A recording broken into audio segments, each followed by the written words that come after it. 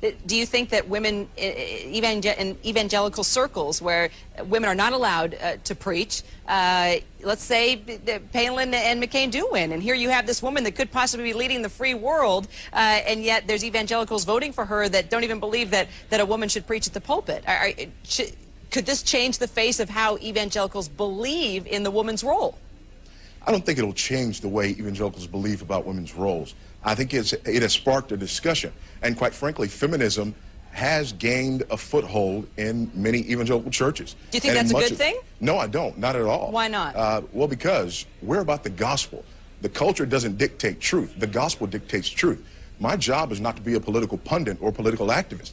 My job is to be a pastor and proclaim the truth of the gospel as clearly as I possibly can. Well, wait a minute. What about the Old Testament and the prophet Deborah? I mean, she was a political leader. She was a wife. She was a mother. She was one of the biggest forces in the book of Judges. So that's the gospel right there.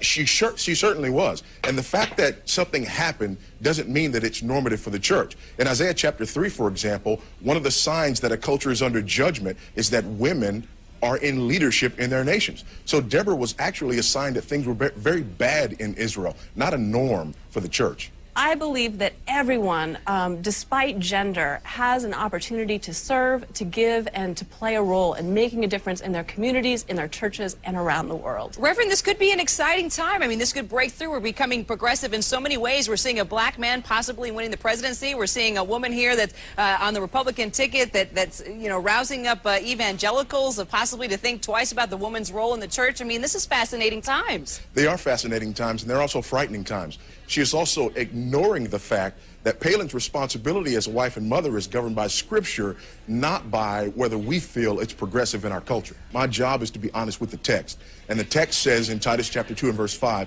a woman is to be the keeper of her home. Now, I will not violate the teaching of the text in order to somehow sound more appropriate for the culture. I am a herald of the truth of the gospel, and my job is to teach the gospel according to what the authors have said, not according to what I think the culture wants to hear.